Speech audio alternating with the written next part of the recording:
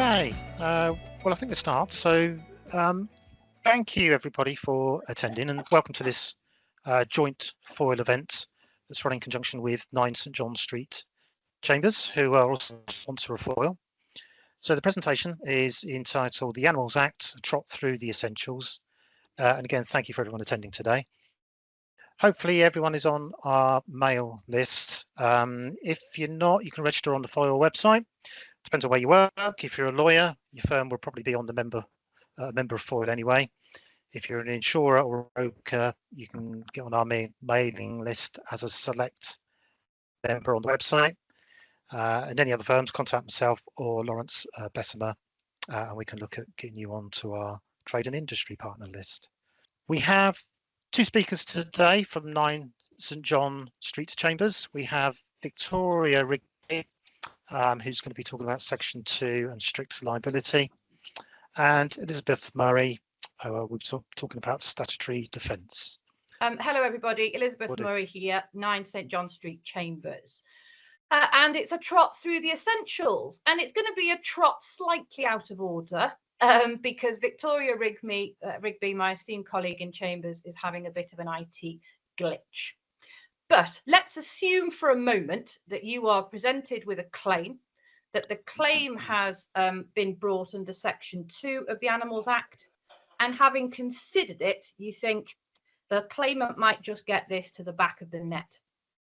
We then need to have a look at what the defences are. And I talk to you with a tongue-in-cheek photograph and with some equestrian background. I've ridden since I was 4.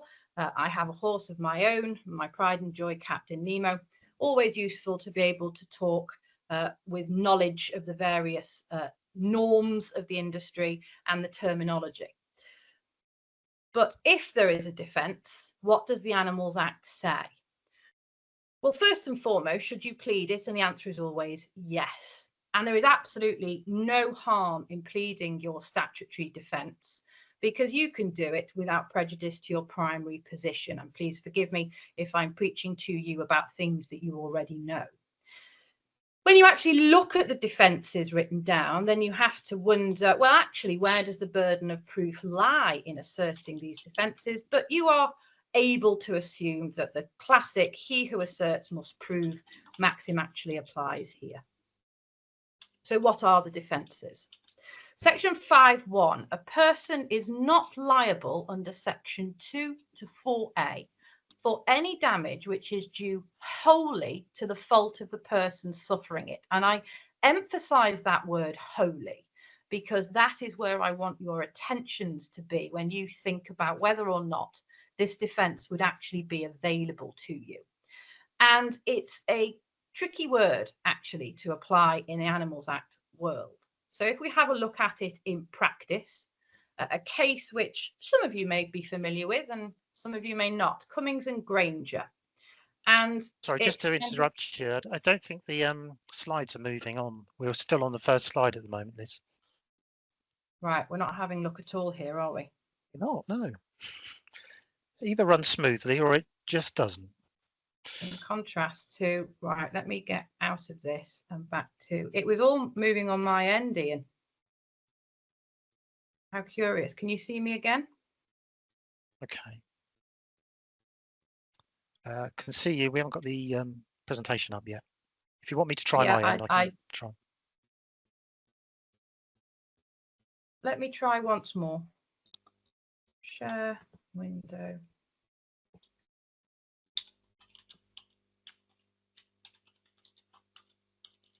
Share. Okay, yeah, we're on Cummings and Granger now. Slide. Ah, that's the problem. We've got a massive delay. Okay, do you want me to see if I can get presentation up my end? Please, if you wouldn't mind, that'd be super. Okay.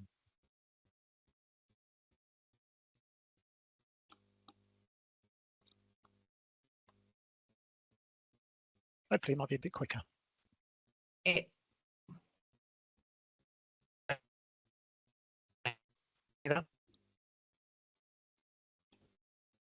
You keep freezing, Ian, I'm afraid.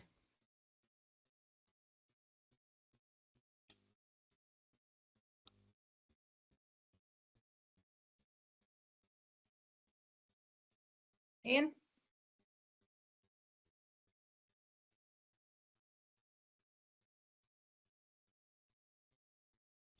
No, did that not work? No. I'm afraid you kept freezing. Okay. It's obviously something to do with connection issues, isn't it? Yeah. I'm afraid Matthew Sanderson has said the slides aren't moving along, which obviously Yeah. I will reply to him. Okay. Let me try again.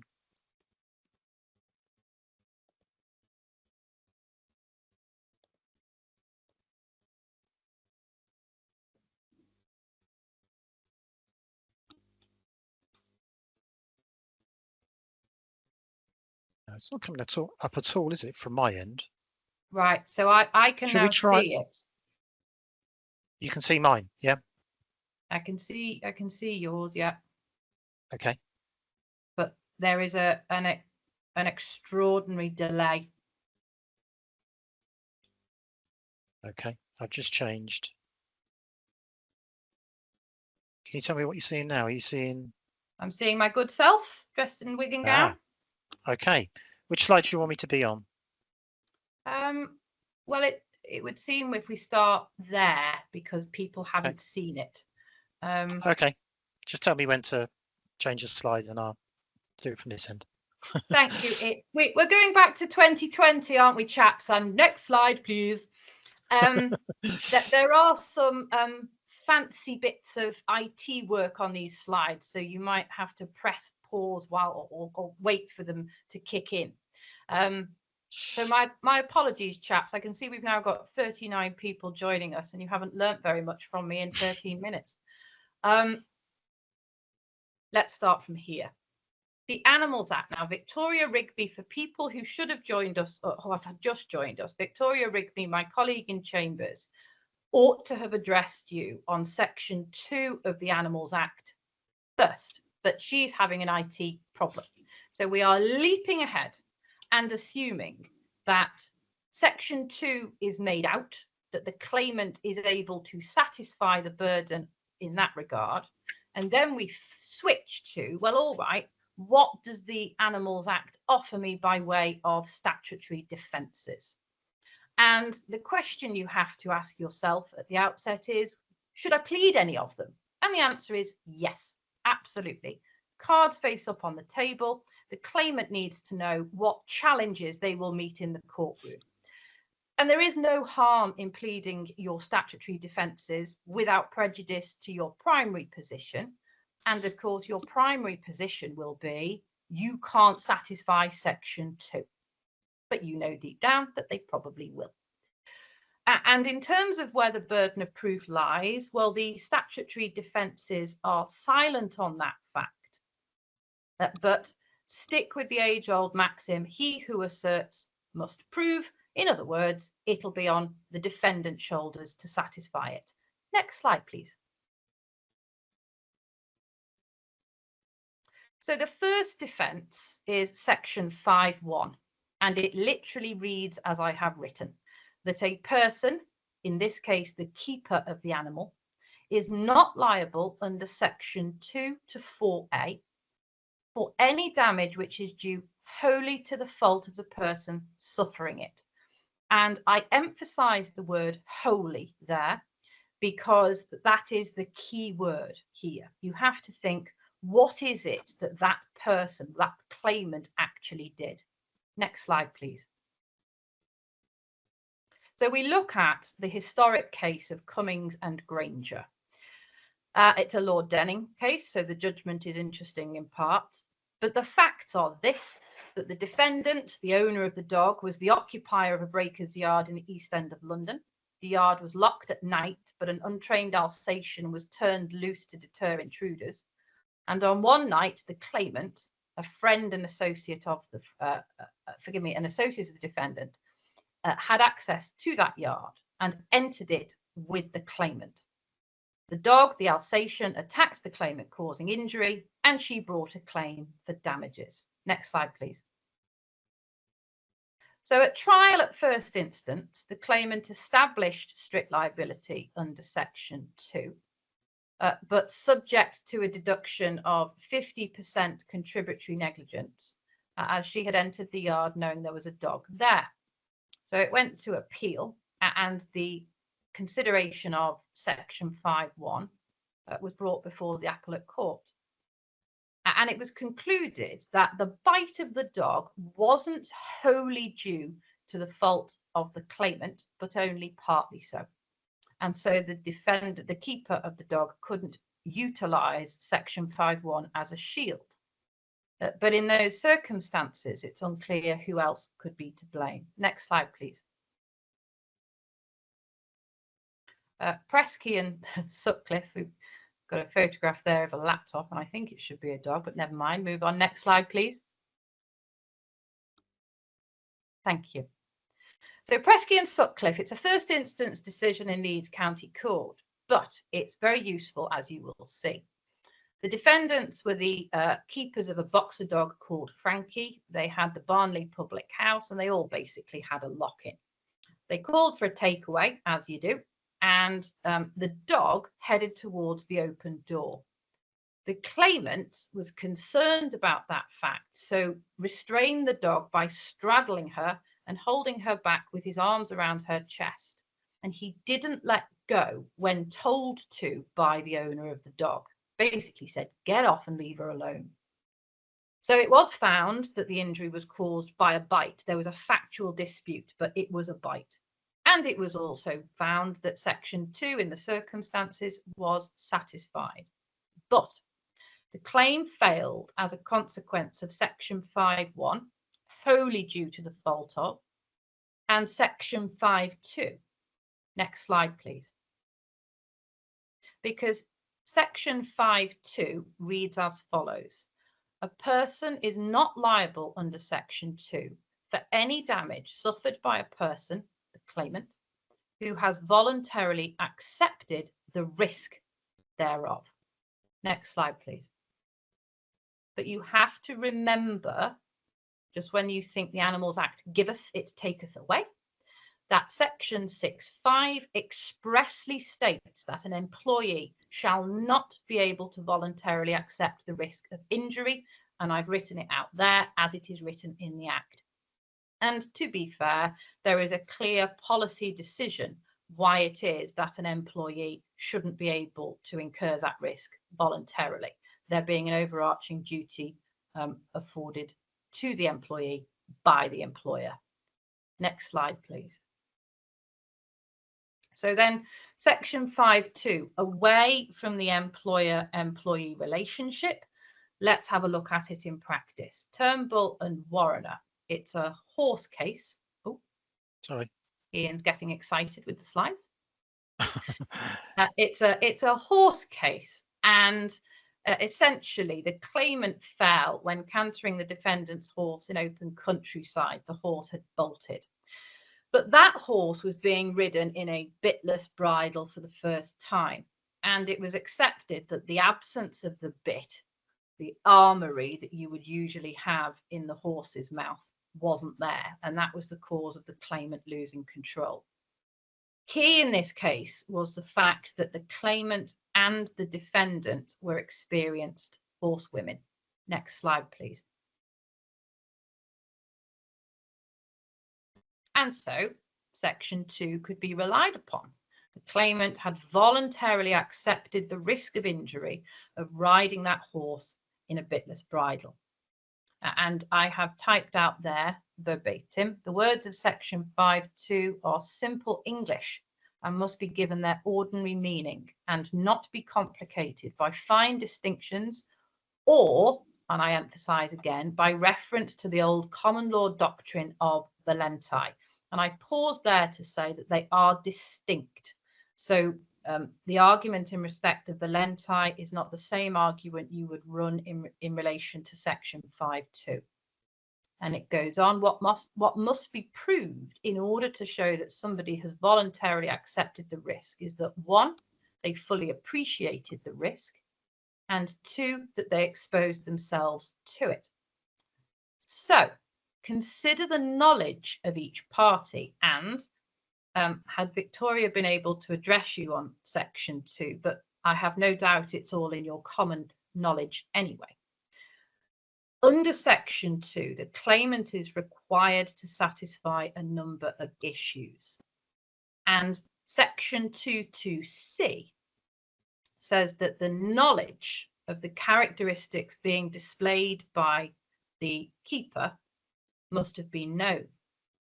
So have a look at how the claim has been pleaded by the claimant as against the keeper. Because in this case, in Warriner and Turnbull, that was precisely the situation. The level of equestrian knowledge held by the claimant was such that the Court of Appeal concluded that a defence could be made out. In other words, what is good for the defendant can be thrown straight back and be good for the claimant. Next slide, please. And so you will have seen in the advertising of this seminar that we were to bring you up to date where possible and have a look at the application of these various issues in recent cases. And the most recent significance is, of course, the case of Coetzee, 2023 High Court decision. Next slide, please. And it is, in fact, a very sad case. Claimant was riding a 16-hand cob, aptly named Bonfire, who was owned by D2. D2 was the riding stables, and they were all capable and competent. They had all filled in the requisite paperwork before they got in the saddle. And it was to be a happy day of people cantering along a public beach, Druidstone Haven Beach. And as the second defendant confirmed at the trial, there are loose dogs there all the time, and they simply have to live with it. It's a common area. You know, this is just the nature of where we ride.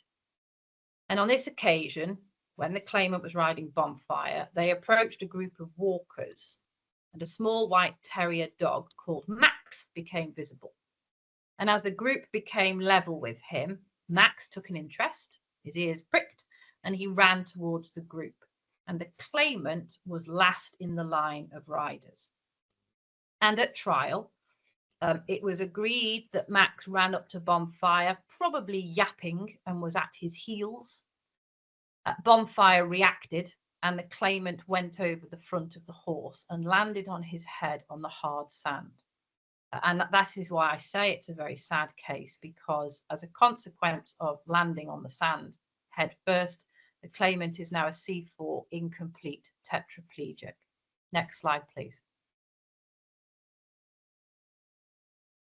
So the first defendant was in fact the owner of the dog, an obvious defendant.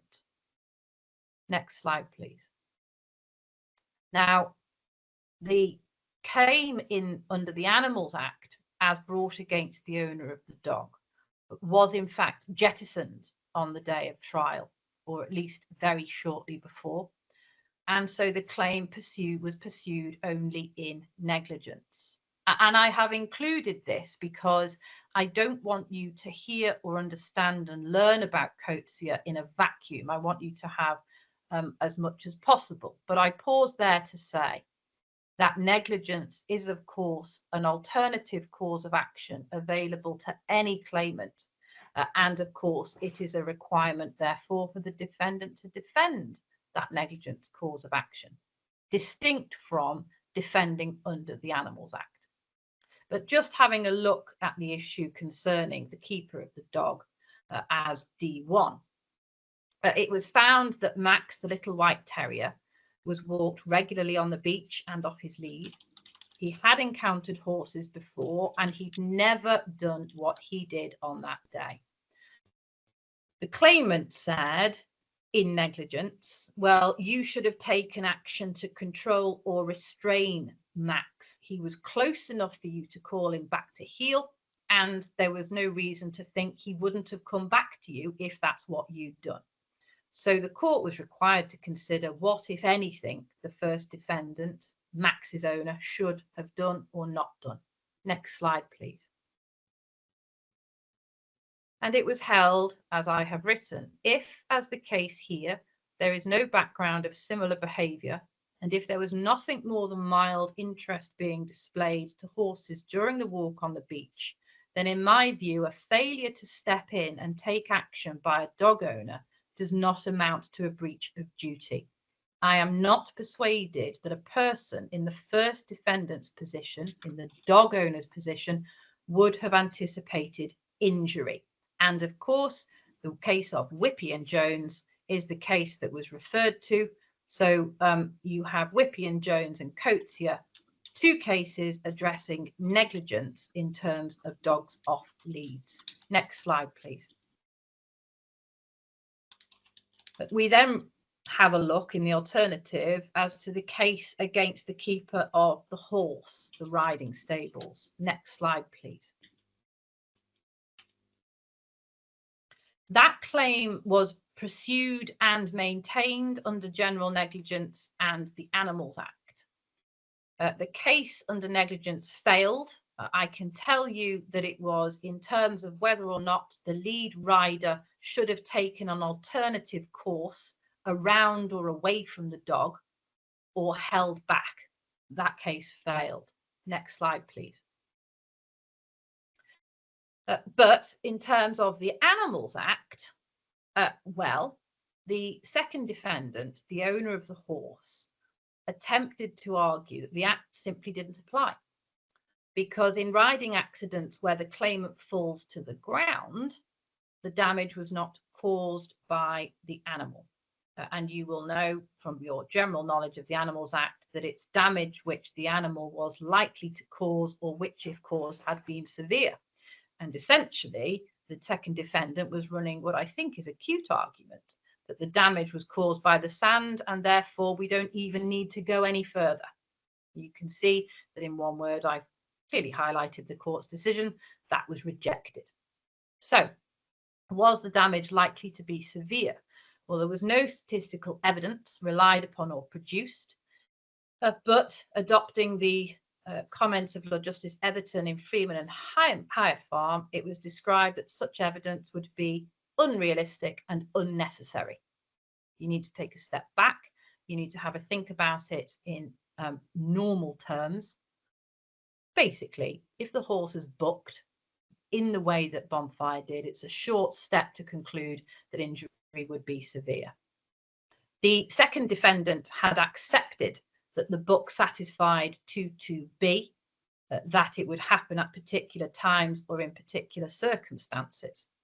And again, I pause there to say that you are able to concede certain elements of the Act as demonstrated here and focus arguments perhaps on only specific limbs. But here they'd conceded 22B. And equally, there was no issue that 22C was made out. The defendant keeper knew that that situation would arise. Next slide, please. But, so we've got satisfaction of section 2, either by admission or by findings. So, like a footy match, we switch. What statutory defences can be relied upon? Well, it cannot be said that it was wholly due to the fault of the claimant. That would be a churlish argument. So you go on to the alternative of section 5.2, accept the voluntarily accept the risk of injury, forgive me. And as I said earlier, it cuts both ways. The claimant was a very experienced equestrian with knowledge at least equivalent to that of the ride leader. On his own evidence at trial, he readily understood that riding carries risk and horses can act unpredictably. He accepted that when riding a horse, it may interact with other animals such as dogs. And he himself, when approaching the beach and seen the dogs, had not had any cause for concern. He didn't ask whether or not they should continue. Indeed, he just cracked on. And so next slide, please. Sorry, Ian. And so the second defendant invited the court to accept that the claimant had knowledge that any horse might buck or rear in an unpredictable way, that a horse could be provoked to act in this way by a number of external stimuli, including loose dogs, and if a horse reacted in that way, he could fall and suffer serious injury. And it was found that in those circumstances, the claimant did have sufficient knowledge of the risks to voluntarily accept the same, so as to afford the keeper of the horse a defence under section 5.2. The fact that the force of the buck wasn't in his mind, because bear in mind, horses can either really mean it or basically just gesture a buck. The fact that the force wasn't in his mind didn't mean he couldn't voluntarily accept the risk of such an event occurring. And so the claim failed. Therefore, you have a scenario where the claimant sadly suffers life-changing injury. His claim fails in negligence against the owner of the dog. His claim succeeds in the Animals Act against the keeper of the horse, but then fails because of the shield afforded by section 5.2. And so I hope that's a useful working example of the section and how it can be properly utilised. And so, next slide, please. That is a whistle-stop tour, literal trot through the essentials of the statutory defences. There's me and my boy. There are my details and my clerk's details, should you wish to get hold of me. And I can only apologise that IT was not on our side on this occasion, but these things happen.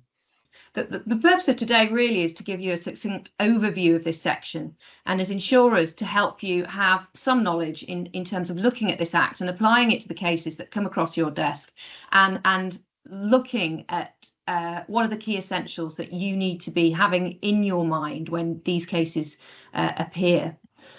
In terms of myself, this is me. I've been doing Animals Act cases for 15 years. I have an equine background like Liz. I've ridden all my life. I have experience in dogs, horses, cows cases. I've even done a llama and an alpaca case. Hugo the alpaca and George the spitting llama. So between us, we have considerable experience of the Animals Act, which is often described as a thorny thicket. And experience tells us in this team that it's not for dabbling in this area. We often come across pleadings drafted by people who quite clearly haven't grasped the Act. And it really is, it's a niche area, but it's an area that I would say one needs to have real depth of experience in. And over the last 10 years, we've created a specialist team at 9 St John Street with a proven track record of successfully defending many cases on behalf of animal owners and their insurers in dog, cows and horse cases mainly. We've also worked with many animal experts in this field and have knowledge of the good ones and the bad, and sometimes the very bad. So that's what we bring to the table in terms of our experience.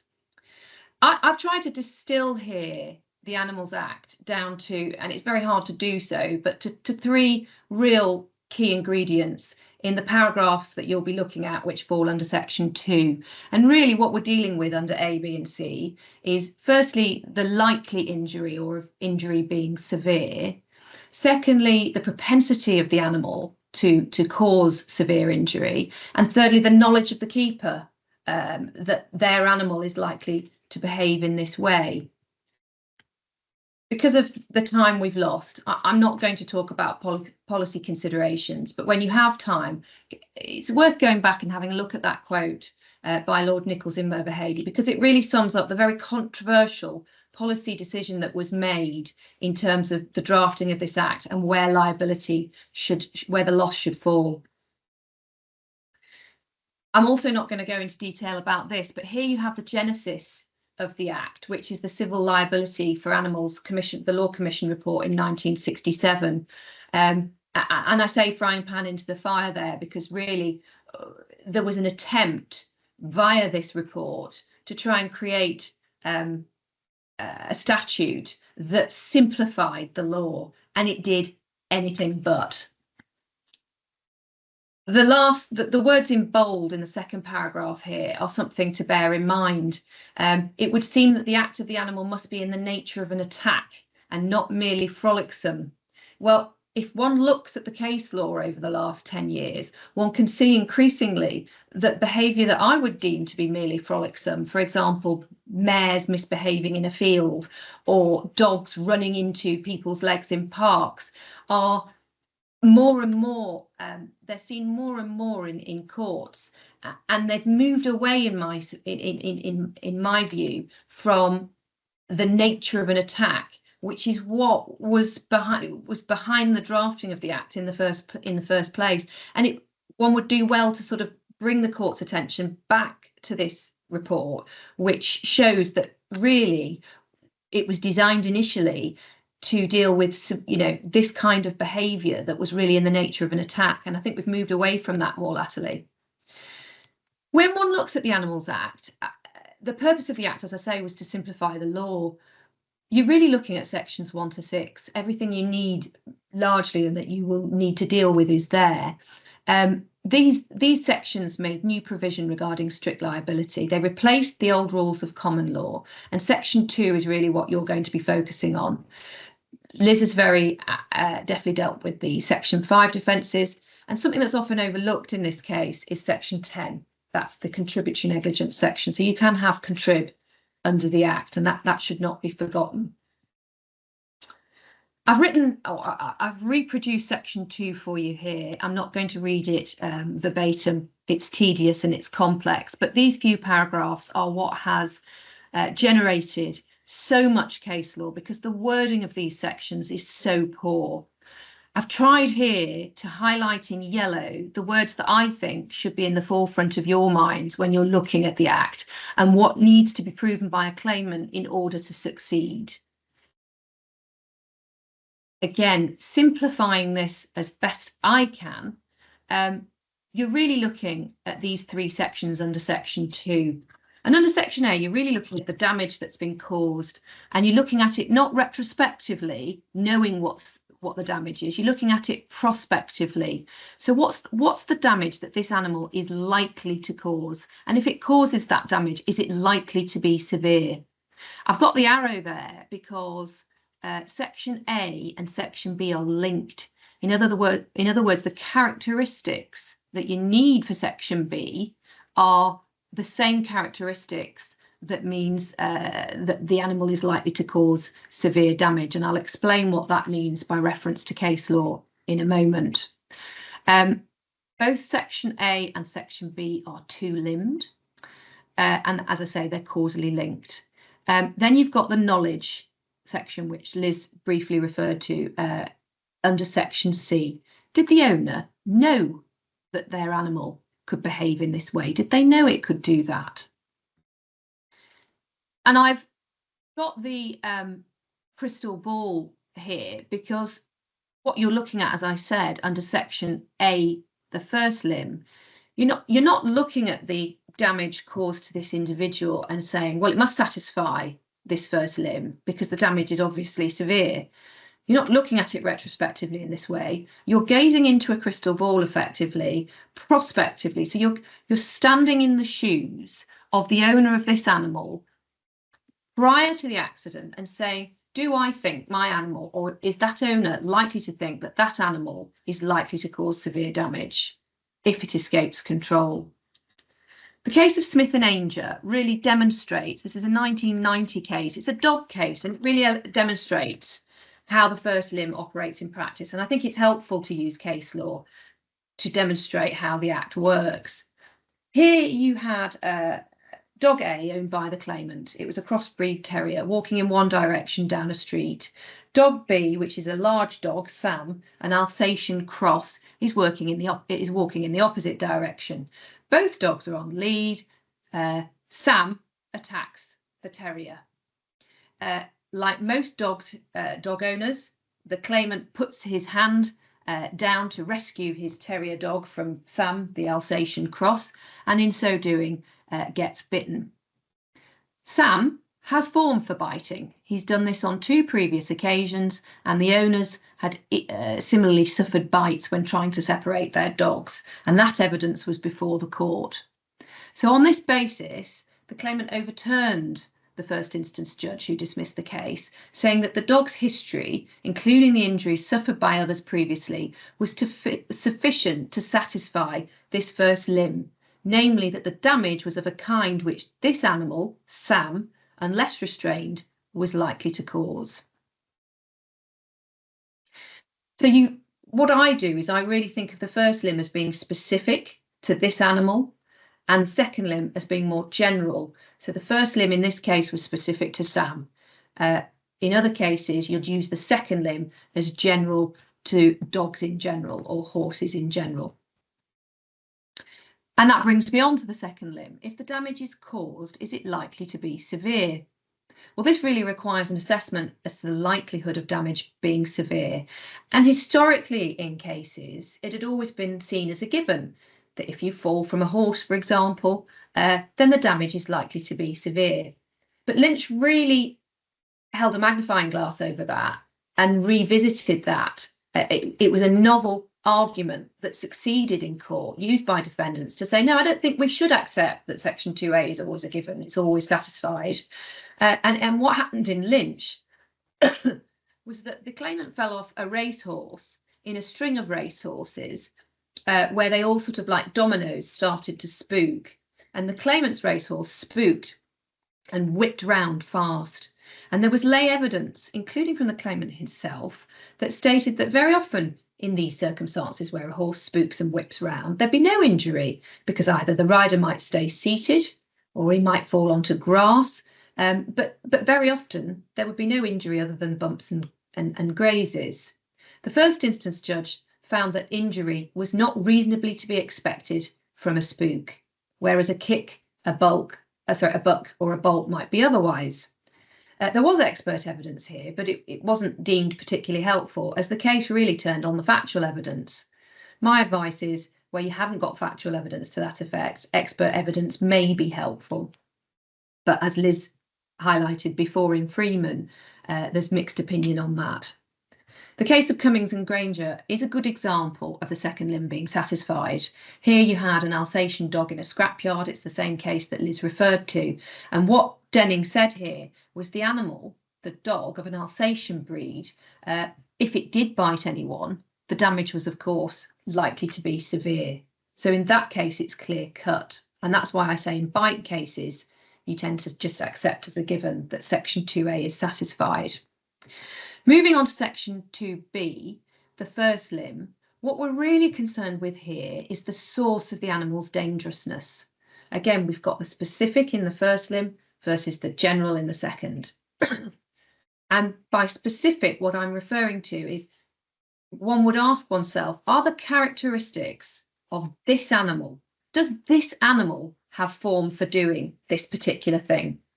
So examples in horse cases which have succeeded are bucking, bolting, shying, rearing, kicking, biting, or napping. Something that wasn't deemed to be a characteristic in Clark and Bolt, which I'll come to, is a propensity to occasionally move otherwise than as directed. Now, that was deemed not to be a characteristic. And what you often find in these cases is that counsel drafting particulars will often try and shoehorn the facts of the case into the very specific criteria required under the Act, and it doesn't work. So in the case of Clark and Bolt, what you had was a horse, Chance, that as a car overtook it, decided to move into the path of a car, causing damage. And it was deemed in that case that the characteristic relied on was a propensity to occasionally move otherwise than as directed. And that was determined as not amounting to a characteristic. Lord Justice Otten, in the case of Fox and Conn, decided that or determined that a characteristic was really a proclivity or a tendency which does distinguish it from its fellows of the species. This can be innate or learned due to training or other experiences. But The way I see it, to simplify it, as I'm trying to in the first limb, is you're talking about the naughty horse, the naughty dog, the naughty cow. Because, for example, the case in Flack and Hudson was a case where this horse had a particular and unique fear of agricultural machinery. It was unique to that particular horse and no need to the defendant, and unfortunately not the claimant. A fear of being clipped around the face. This would satisfy section 22B first limb, because it's a unique fear that this particular animal has, as opposed to all horses. All horses don't have a fear of being clipped around the face. This horse did. Other such tendencies have been a tendency to nip or nap in a certain place, or in the case of Kite and Nap, a dog that had a habit of attacking people carrying bags, and in the case of Wallace and Newton, an unreliable and unpredictable horse, interestingly named Lord Justice. The second limb of section 22B then isn't concerned with the naughty horse, it's concerned with the normal horse, acting in a certain way in times and circumstances. And the specific wording is that the likelihood of damage or of its being severe was due to characteristics of the animal not normally found in animals of the same species, or not normally so found except at particular times or in particular circumstances. Yep, clear as mud. It was determined in Freeman and Higher Park Farm that those times and circumstances should be capable of being described and predicted. So, for example, a horse biting when acting as a herd, horses bolting or fleeing from a stimulus when spooked, a bantam cockerel attacking people in the spring. Who knew? Apparently that's what they do. A bitch protecting its pups, a dog acting aggressively when defending its territory, a dog acting aggressively when in pain, or horses kicking when approached too closely from behind. All of these were deemed to be normal characteristics in very specific particular times or circumstances, and would therefore satisfy the second limb. Causation is also necessary, and we know that by use of the word due to in section B. And Clark and Bolt was a case that showed how that link could be missed and how a case would fail, because the judge determined, this is the case where Chance moved in front of the car, that A was satisfied because Chance was a large and heavy animal, and therefore the damage to the car was likely to be severe. But B was satisfied because he had a propensity to move otherwise than as directed. And the Court of Appeal said, you've got very muddled here. It must be the same characteristic in A as in B. And that's where the word's due to. So the likelihood of severe damage must be due to the characteristic in B. And that showed how the link could be missed. It's almost always going to need to be something more than just a permanent physical characteristic to satisfy B as well. And for example, the example that shows that is that dogs, for example, always have sharp teeth, which could always cause severe injury. But that alone isn't enough to satisfy the act. They have to have a propensity to act too, i.e. it has to be a behavioural characteristic. And finally, in section 22C, this is the knowledge characteristic. The claimant must also show that those characteristics, the ones relied on in section B, were known. There must be actual knowledge to the keeper, and the keeper is someone who has control of the horse or dog. It can be, you can have more than one keeper in a case. It's not necessarily just the owner. For example, you can have horses on livery who are largely in the control of the livery yard, and they can be deemed a keeper. You can have dogs who have their own owners, but who use dog walkers increasingly, as you'll see in this country. And there's been much case law about this recently. The dog walker has control of that dog at that specific time and could potentially also be brought in as a keeper. And they must, but the crucial thing here is they must also be deemed to have the knowledge. And that tends to be factual, not legal. In the case of Flack, that was the horse that was scared of agricultural machinery. Mrs. Hudson, the owner, knew of its propensity because it had happened to her 18 months previously. But what happens if the owner has loaned out a horse?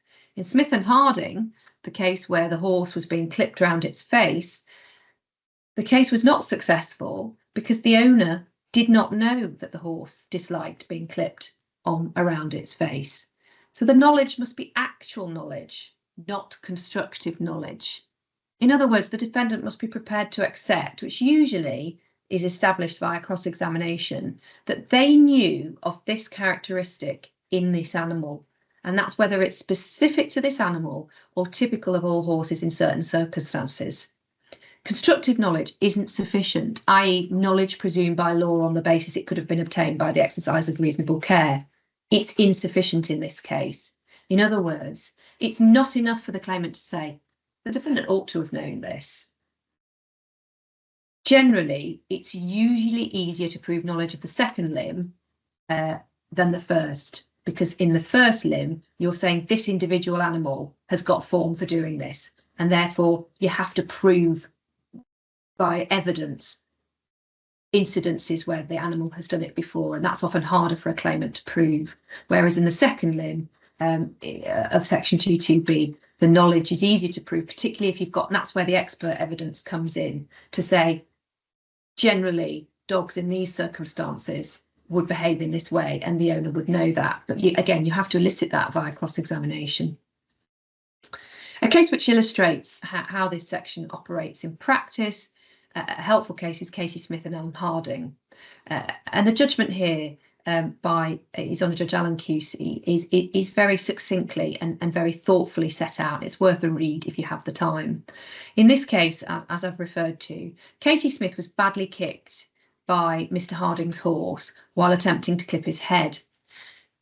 Katie had been warned by the stable owner that the horse did not like having its head clipped, and therefore it should be sedated by a vet before clipping was attempted. But Katie knew better. She thought, if I double tie this horse and use a twitch on its mouth, I can clip this horse around the face. She attempted to clip it, and lo and behold, the horse reacted badly, and she was severely injured when the horse kicked out. She lost.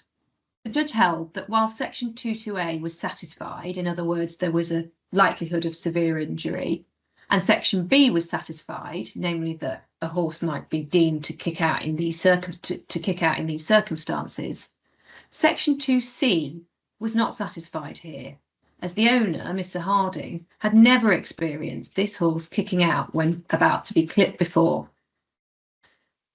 In terms of the defences, as an aside, that were also relied on, he said that this would have fallen, and it's very rare that cases succeed under 5.1 because it has to be wholly the fault of the claimant, and it's very rare that that is the case. But in this case, it was held that her decision in attempting to clip the horse, despite having been warned not to, section 5.1 would apply, and also section 5.2 would apply because she wasn't an employee. And she was voluntarily assumed the risk that applied.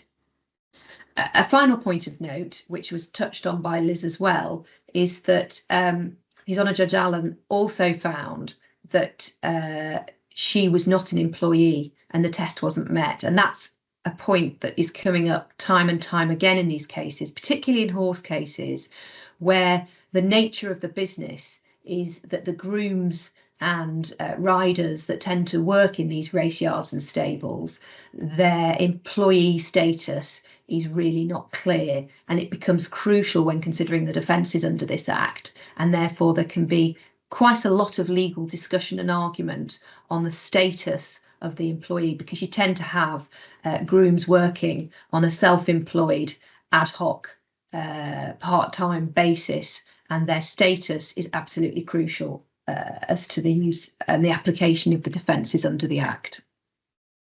So sorry for racing through that, but that's my overview of section 2.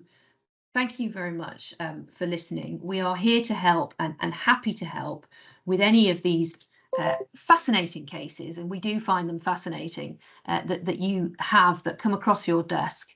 The best way to get hold of us is via our clerk, Joe Gibson, at St John Street, 9 St John Street Chambers. I've put his details there. If you've got any questions at all, we'd be happy to help if you want to email in on that basis. So thank you for listening. We're 12:57. Hopefully I haven't taken you over your allotted time and you can get on with your day. Have a great weekend, everybody. Thank you very much. Thank you, everyone. Thank you to our two speakers today from 9 St John Street. Victoria Rigby and Elizabeth Murray. It's been really fascinating presentation, and I hope everybody has learnt and it's been helpful to you all. As I said before, we will put the recording on the website, hopefully edit out all the technical issues that we've had. Teams gods weren't with us this morning, were they? But thank you, everybody. And I'm just going to close by wishing everyone a good rest of the day. So thank you, everyone. Goodbye.